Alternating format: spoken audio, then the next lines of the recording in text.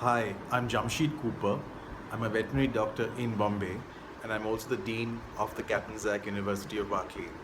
So, we're going to go into probably our second lecture on veterinary medicine.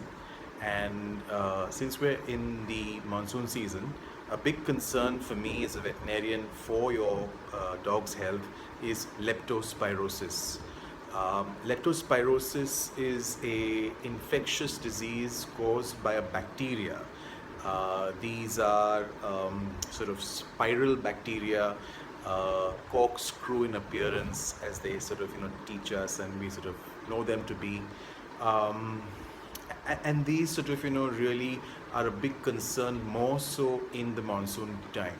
They can occur at other times in the year also, and especially because we live in a tropical climate, hot humid climate, they can occur at other times of the year.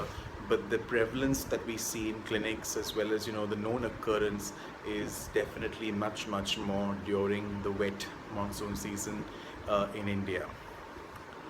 Um, these bacteria are several in sort of number, and in terms of the kind and type of subspecies that we see are a large number.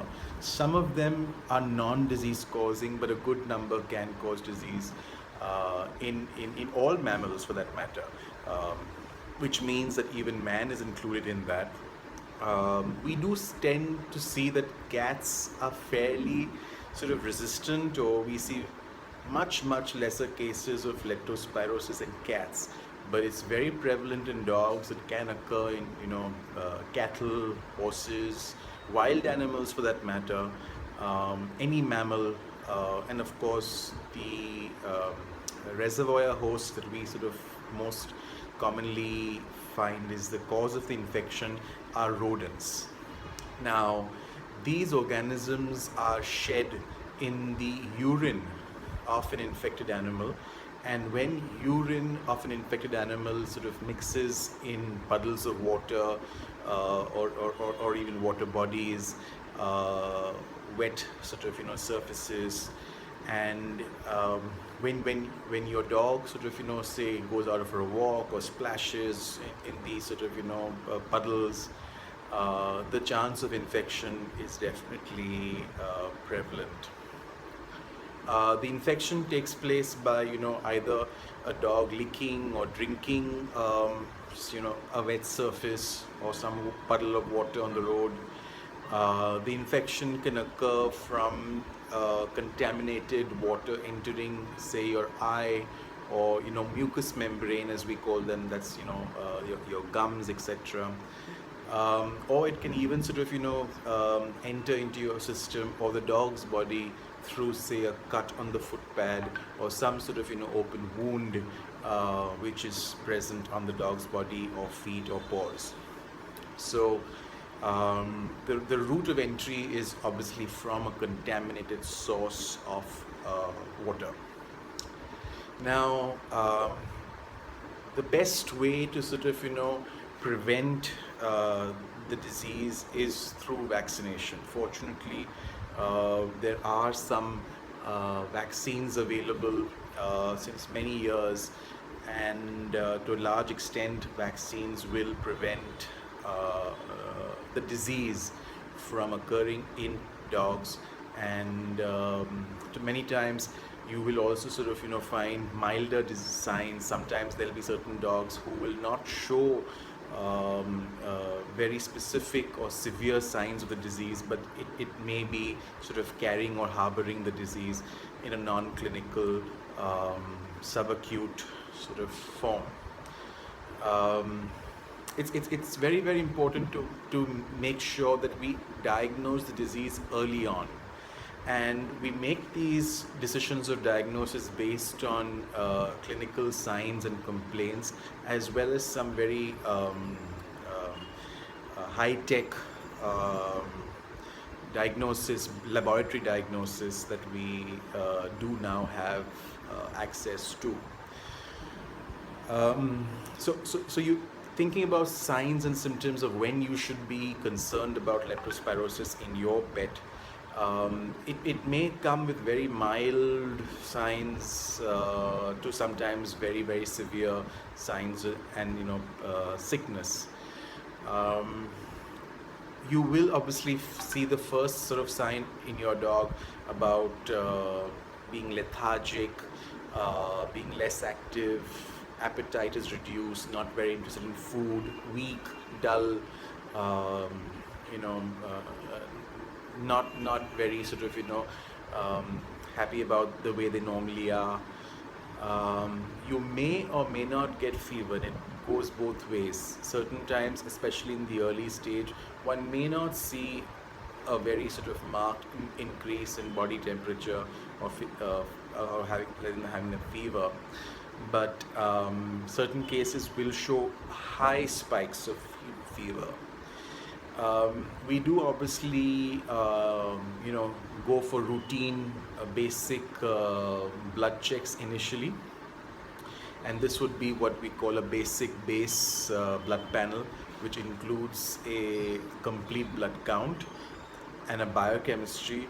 The biochemistry parameters would generally involve certain parameters that give you an indication about the kidney function, and certain parameters that give you an indication about liver function. Generally, we typically see both the liver and the kidney affected in leptospirosis, but that doesn't always have to be the case. It just could be that you initially have just seen certain sort of kidney values that are elevated, or just the liver values elevated in the initial stage. When you do have sort of kidney values elevated, you may sort of see your dog wanting to drink more water. Initially, he may sort of be producing more urine, but in severe sort of cases where the disease has progressed to much more advanced stages, we actually might have a situation where the kidney stops producing urine altogether and the dog is not urinating. This obviously is an emergency, a situation that needs immediate medical intervention, a veterinarian assessing and checking the dog, and of course making a confirmatory diagnosis for the disease, so that you know what you're dealing with, and then you can treat appropriately, and you're able to then get the correct line of treatment for your pet. I think in all my sort of approaches to my patients, as well as on these videos of interaction that I will have with you, I will emphasize on diagnosis. It's always the largest challenge for any veterinarian to sort of make a diagnosis of what particular specific disease or ailment the patient is sort of suffering and facing. And the moment you sort of have a complete answer, as good as you can get, treatment becomes much more streamlined, focused, specific, and one would hope that when you do that, your outcome and your patient's response improves. So, going into diagnosis of the disease, as I did mention earlier, we would definitely always start with some routine blood checks. Further to that, there are some SNAP tests available. SNAP tests means it's a simple test which may be performed within a veterinarian's clinic, using a blood sample, sometimes a urine sample. But it's basically testing for antibodies. These are mostly always found in the blood. So most SNAP tests will always sort of test the blood serum. It's a good indication or a good screening test, whether your suspicion of leptospirosis really is something one should be seriously thinking about. But unfortunately, it's not a confirmatory test. And what we definitely have seen has played a good role in diagnosis of leptospirosis in the last few years is a test which is the PCR test. It stands for polymerase chain reaction. It's a DNA based test and it's an antigen test. So basically, antigen is the bad guy, the organism, the Leptospira. So the PCR test is able to detect if the bad guy is there, in the patient's body, and therefore it's very specific, and also more so because it's a DNA based test. So therefore you're actually catching and checking for the DNA of the bad guy. So definitely it's got a very high value of credibility, accuracy for patients. I do know that we don't have access to PCR in every location in India, but a lot of vets in Mumbai actually send out their samples to labs located in Bangalore, and we've been happy with the results, and the times that the lab takes to sort of come back with the results has now reduced to maybe about 48 hours. Initially, it used to be quite lengthy to send it there and get the results back. But I think we've been able to streamline the logistics, and also sort of working in tandem with the pathologists and the labs has improved the efficiency of the results coming back to us much quicker. So I would always strongly recommend that we look to sort of go in for a PCR test for leptospirosis to make that confirmatory diagnosis. Once again, sort of the most effective way of preventing this disease in your dog is through vaccination. There are some vaccines available specifically for certain strains of and serovars of Leptospira.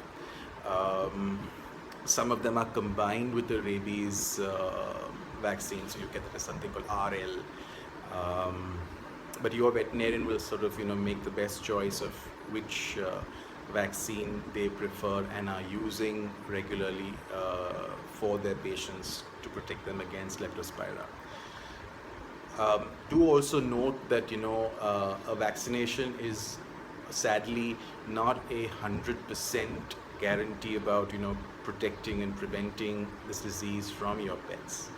And the answer to this, the reason why this sort of occurs, is because the vaccine which is available is specifically designed or made against 3 or 4 of the commonly found serovars, or the guys which is are the Leptospira guys, which are sort of known to be most prevalent and most severely disease causing.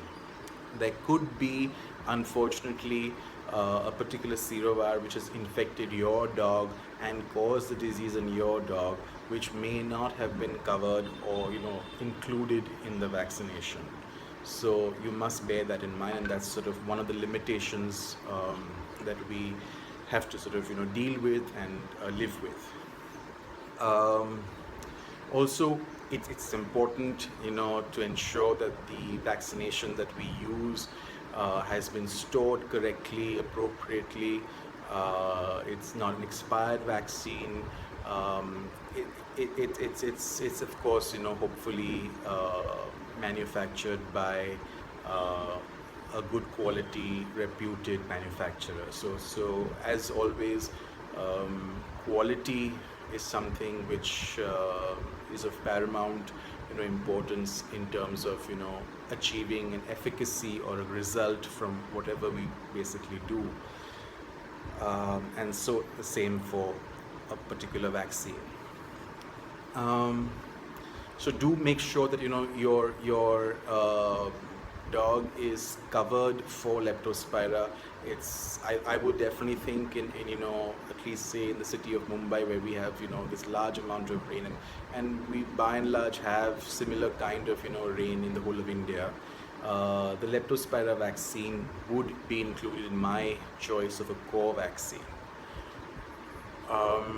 You also have to also remember that in leptospirosis, You've got to make sure that you, to a large extent, you're not allowing your environment to be contaminated or sort of have a prevalence of, say, rodents.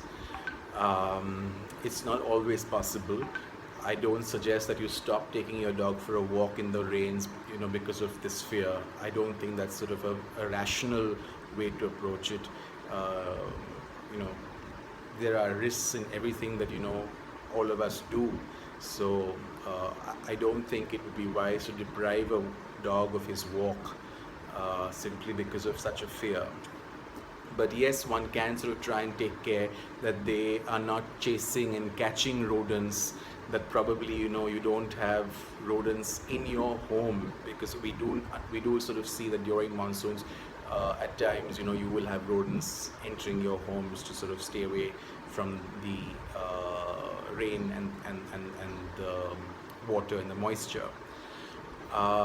So that is something which would be important to sort of try and understand, that if you have a dog at home, you should make sure that your home is not infested with any rodents or rats.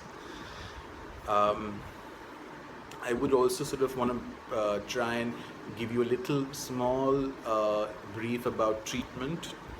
So when you have a confirmed diagnosis of Leptospira, or when or your veterinarian is strongly suspecting it, we would sort of use a course of antibiotics, long-term, antibiotics. It's a long course. We could use that. There are sort of different medical protocols to be followed. When you're dealing with a disease, you initially start with maybe a penicillin, ampicillin, and then move over to doxycycline to ensure that the organisms are not shed or sort of prevented in the urine of an infected animal.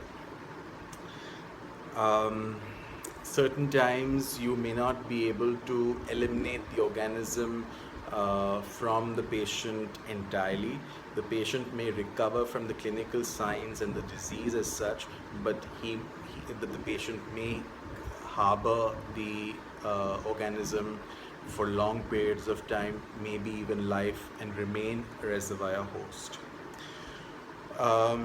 What is another aspect to very importantly bear in mind is that this disease is zoonotic, which means that it can affect human beings. Your dog, God forbid, if he's infected, can transmit it to you, and once again it's through the urine. So when you have a dog who's suspected for Leptospira, please always make sure that you're wearing gloves. Also try and make sure that if he were to urinate in the home, then you're treating and handling that or cleaning up that urine with utmost care. Double gloves, trying to make sure that there's no direct contact between your hand and the urine. Trying to make sure that you're using, say, mops. Disposable ones are really advised in this, where you sort of use it, mop it up, and dispose of the mop head maybe. So that's something which will also sort of ensure that it's not going to affect you and your family members or human family members. Also do try and take care that if your dog is confirmed to have Leptospira, try to make sure that when you're taking him for a walk, you're probably taking him to an area which is not frequented by many other dogs, or there aren't any other animals or wild animals if you're living in a forested area, etc. Because as we do want to be responsible in trying to contain the spread of this disease as much as possible. So I think it's something which has been there for years. It's world over. It's not something that only we in India have, and therefore it's something that we all have to sort of be responsible towards and act responsibly. And I hope that this little bit of education that I've been able to pass over to you has helped, and we can, do a better job in ensuring that, our dogs don't get it, and God forbid they do. We take quick measures to address it by way of diagnosis, and quick treatment will obviously always improve the chance of recovery and survival. Do note that this disease can cause death, and sadly at times it does. So early diagnosis is really the key in this situation, and correct, proper medication, timely medication will definitely ensure that your dog has a better chance of recovery from it. Thanks very, very much for listening in. Very happy to hear your comments or even questions on the forum and the platform that will be provided. So take care, and I'll see you soon again for something more on the University of Berkeley. Thanks so much. Bye-bye.